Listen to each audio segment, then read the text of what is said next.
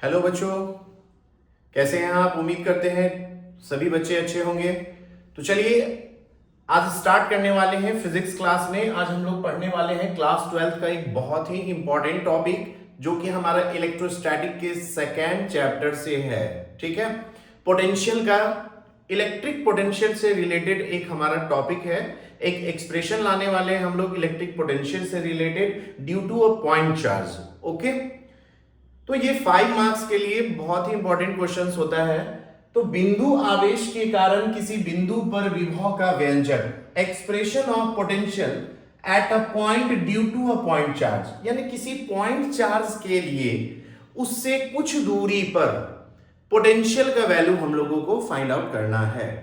जैसा कि हम लोग जानते हैं कि इलेक्ट्रिक पोटेंशियल क्या होता है, तो इलेक्ट्रिक पोटेंशियल का मतलब होता है कि यूनिट पॉजिटिव चार्ज को, एकांक धनावेश को अनंत से इलेक्ट्रिक फील्ड में किसी दिए गए बिंदु तक लाने में जो कार्य होता है वही कार्य विद्युत विभव कहलाता है।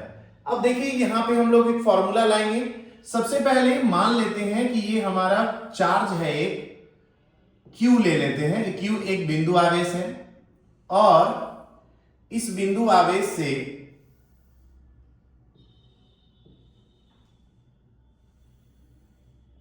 R दूरी पर इसके फील्ड में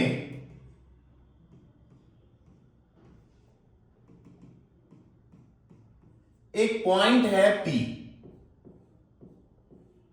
जहां मान लीजिए इसका अनंत है यहां पर, यहां जाकर के थोड़ा सा, यहां इसका अनंत है, इनफाइनाइट है, और यहां पे एक पॉइंट चार्ज है। ठीक है, Q नॉट है। इसको पॉइंट A से हमें B तक लाने में किया गया कार्य निकालना है। ठीक है, ये पॉइंट A है, यहां से Q नॉट चार्ज को उठा करके यहां हमको B तक लाना है। लाना P तक है, लेकिन एकाएक हम P तक नहीं ला सकते हैं, इसको संतुलन में बना रहना चाहिए। जैसा कि हमने आपको डिफिनेशन में क्लासेस में पढ़ाया था कि आवेश को इस प्रकार लाया जाता है कि वो संतुलन में बना रहे। तो ध्यान दीजिए, अनंत पर ये चार्ज है Q नॉट। इस Q नॉट को इस Q चार्ज के फील्ड में एक पॉइंट है P, जहां हमको क्या करना है, इसको यहां से यहां लाना है।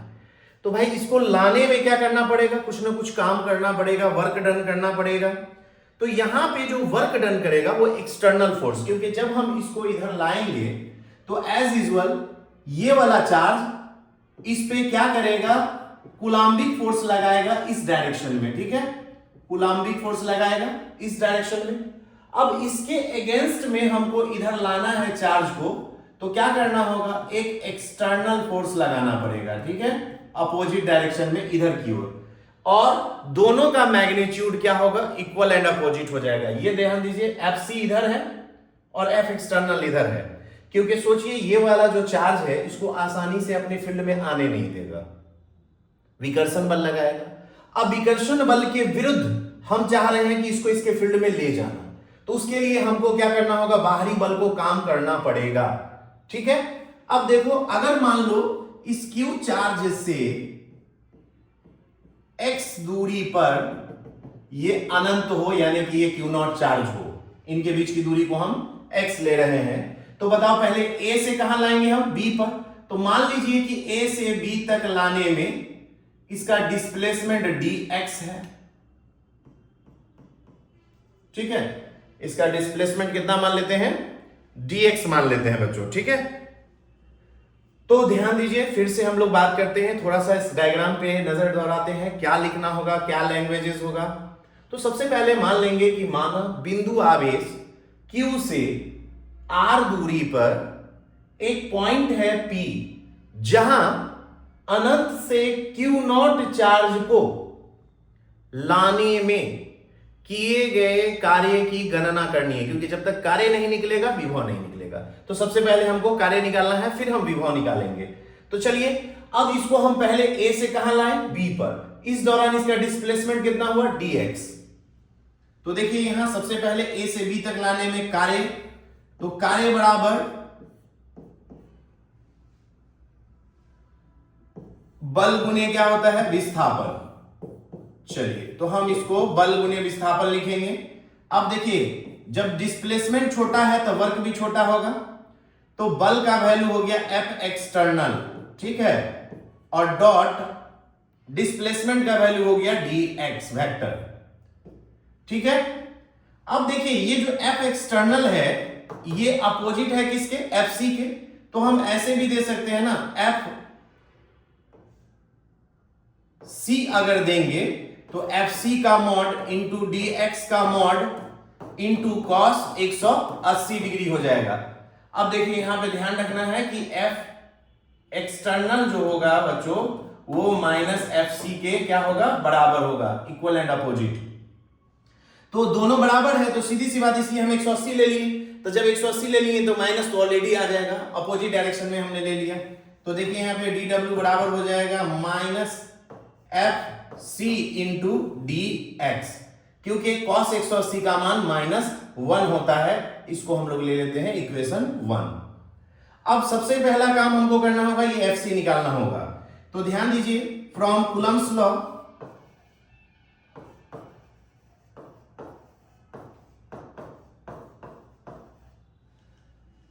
एफ सी जो होगा वो बराबर होगा 1/4πε0 क्यू नॉट बाय आर की जगह पर एक्स स्क्वायर हो जाएगा। अब इसका वैल्यू रखिए समीकरण 1 में, फ्रॉम इक्वेशन फर्स्ट क्या हो जाएगा, D W is equal to -1/4πε0 Q naught by X square into D X. अब बच्चों ध्यान दीजिए, जहां पे भी dx लग जाता है वहां डिफरेंशिएशन फॉर्म है, तो इसका मतलब हमें वहां इंटीग्रेशन करना है। फिर से यहां पे एक बार ध्यान दीजिए, सबसे पहले इसको इधर लाना है तो कार्य करेंगे तो एफ एक्सटर्नल और एफ सी एक दूसरे के क्या है, अपोजिट है। तो F external into D X F C, अगर हम एफ सी यूज करेंगे तो cos 180 डिग्री देंगे और एक्सटर्नल यूज करेंगे तो cos 0 देना पड़ेगा, ठीक है, बात बराबर है। तो हम यहाँ पे एफ सी यूज करेंगे यानी कि कूलम्बिक फोर्स यूज करेंगे और cos 180 डिग्री देंगे, बिकॉज हम इधर ला रहे हैं और कूलम्बिक फोर्स इधर लग रहा है एक्सटर्नल के अपोजिट, ठीक है। तो दोनों एक दूसरे के अपोजिट डायरेक्शन में है तो 180 डिग्री। तो D W is equal to minus F C into D X, तो कूलम्ब के नियम से हम लोग चलेंगे। एफ सी जो होगा 1/4πε0 Q1 Q2 bye are square होता है, बट यहां पे देखिए Q और Q नॉट के बीच का जो डिस्टेंस है वो हमने x माना है, तो यहां पे x स्क्वायर हो जाएगा। अब देखिए एक इक्वेशन 1 से चलते हैं, f minus F C into D X, F C का वैल्यू डालिए और यहाँ डी एक्स का वैल्यू हमने डाला। अब दोनों ओर क्या करना पड़ेगा भाई, इंटीग्रेशन करना पड़ेगा, ठीक है। तो क्या लिखेंगे दोनों ओर इंटीग्रेशन करने पर, तो इंटीग्रेशन कीजिए, D W integration, D W is equal to integration -1/4πε0 Q naught by X square into D X.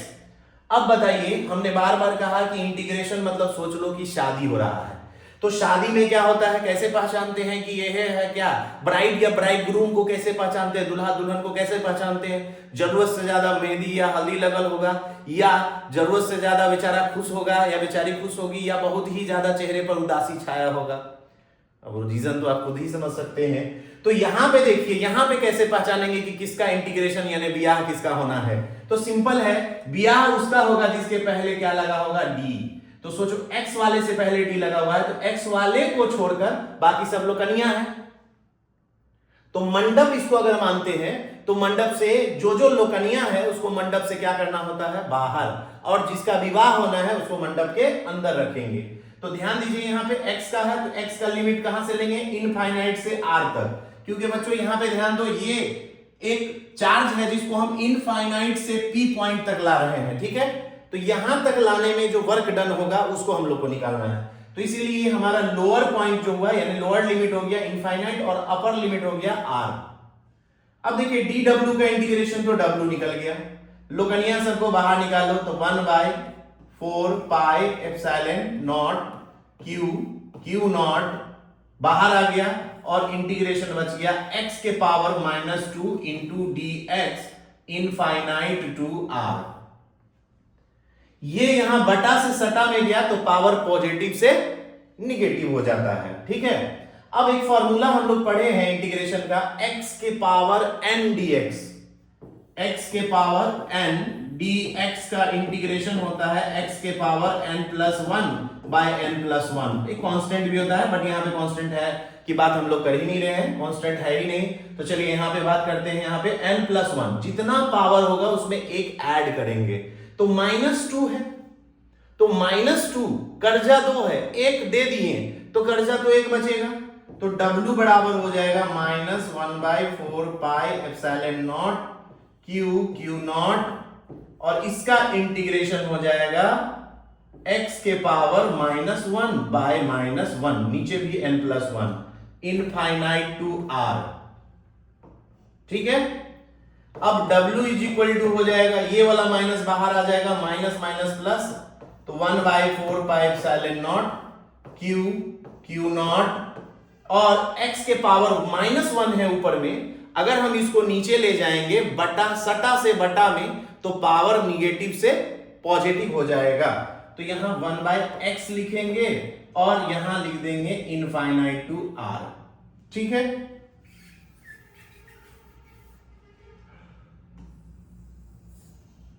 अब देखिए यहां पे, तो W इज इक्वल टू आ गया 1/4 पाई एप्सिलॉन नॉट,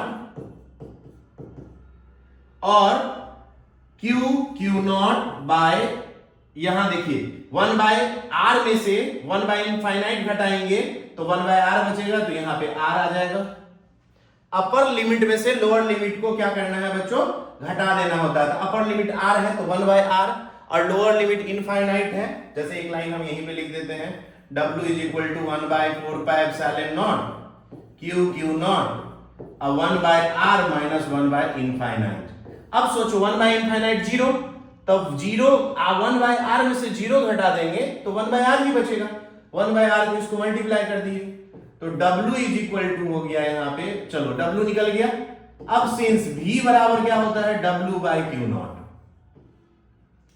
अब देखिए V is equal to W का वैल्यू डालिए 1/4 pi epsilon naught Q naught by R, और होल बटा Q नॉट, होल बटा, अब Q नॉट से Q नॉट कैंसिल हो गया, बच क्या गया, V बराबर 1/4 पाई एप्सिलॉन नॉट Q/R। ये आ गया रिजल्ट, जो पॉइंट चार्ज के लिए पोटेंशियल होगा उसका वैल्यू आ गया बच्चों, ठीक है। तो ज्यादा लंबा हम लोग वीडियो को नहीं करते हैं, बस एक ही वीडियो में थोड़ा सा मैं फिर से एक बार रिपीट कर दे रहा हूं इस वीडियो में कैसे कैसे हम लोगों ने किया। तो सबसे पहले मान लिए कि माना बिंदु आवेश Q से R दूरी पर इसके क्षेत्र में एक बिंदु P है, जहां अनंत से एक चार्ज को यहां लाने में किए गए कार्य की गणना करनी है, ठीक है। अब जो काम निकालेंगे बच्चों, उसको निकालने के लिए बल गुणे विस्थापन, तो पहले A से B तक लाएं, तो FC जो है, F एक्सटर्नल जो है और DX जो है, तो F एक्सटर्नल और FC एक दूसरे के अपोजिट है, तो अगर हम F एक्सटर्नल के जगह पे FC रखेंगे तो यहाँ cos 180 डिग्री होगा, और अगर एक्सटर्नल रखते तो cos 0 रखते, फिर बाद में माइनस F एक्सटर्नल रखना ही पड़ता हमको FC, ठीक है। तो यहां ध्यान दीजिए, cos 180 का मान -1, तो minus FC into dx, coulomb के नियम से दो आवेश के बीच लगने वाला बल 1/4 pi epsilon naught Q naught by x², because यहां पे इसके बीच का जो सेपरेशन है वो कितना है, दूरी जो है वो x है। अब dW इज इक्वल टू, कार्य बराबर क्या हो जाएगा, -1/4 pi epsilon naught Q naught by x² into dx, dx का इंटीग्रेशन हो रहा है तो दोनों तरफ इंटीग्रेशन कर देंगे इनफाइनाइट से r तक, जो जो कांस्टेंट है वो बाहर आ गया, दैट मींस लोकनीय। अब जिसका विवाह होना है वो मंडप के अंदर। अब देखिए यहां पावर जितना रहेगा उसमें एक ऐड करेंगे, नीचे भी उतना ही लिखेंगे पावर वाला, तो जो -1 आया -2 में एक ऐड करेंगे तो -1/-1, ये माइनस माइनस प्लस हो गया 1/4 pi epsilon naught Q not, और ये x नीचे गया तो 1/x हो गया। अब put upper limit minus lower limit, ये वेरिएबल है, ये हटेगा और इसके जगह पर क्या आ गया, यहाँ पे r आ गया, तो 1/r माइनस 1/इनफाइनाइट, ठीक है, माइनस है यहाँ पे ध्यान देना है, माइनस है 1 बाय इनफाइनाइट 0। अब 0 का वैल्यू ये तो खत्म, तो 1 बाय r से इसको मल्टीप्लाई कर दिया, w is equal to 1 by 4 pi epsilon naught q naught by r, v बराबर w by q naught, v का वैल्यू डाल दिए, q नॉट से q नॉट कट गया। यहाँ पे पॉइंट चार्ज के लिए जो हमारा पोटेंशियल का फॉर्मूला यही आ गया 1 by 4 pi epsilon naught q by r। ठीक है, तो इस वीडियो में हम लोगों ने क्या पढ़ा, बिंदु आवेश के कारण किसी बिंदु पर विभव का व्यंजक, expression of potential at a point due to a point charge. ठीक है, तो ये हम लोगों ने इस वीडियो में देखा। नेक्स्ट वीडियो में डाइपोल के कारण हम लोग पोटेंशियल निकालेंगे। ठीक है बच्चों, मिलते हैं, देखते रहिए Rahman physics and GS classes, जहां आपको 11th 12th के अलावा जनरल कंपटीशन के क्लासेस में मिल रहे हैं, साथ ही साथ 10th क्लास का भी कुछ मैथ का वीडियो अभी अपलोड हो रहा है, और आने वाले समय में हम लोग 10th क्लास के लिए भी बहुत सारा साइंस, एसएसटी, सभी विषयों का हम लोग पढ़ाई शुरू करने वाले हैं, ताकि जो बच्चे किसी कारणवश पढ़ाई नहीं कर पा रहे हैं उन बच्चों को पढ़ाई अच्छे से मिल सके और अच्छा कंटेंट मिल सके। ठीक है बच्चों, मिलते हैं अगले वीडियो में, तब तक के लिए जय हिंद, थैंक यू।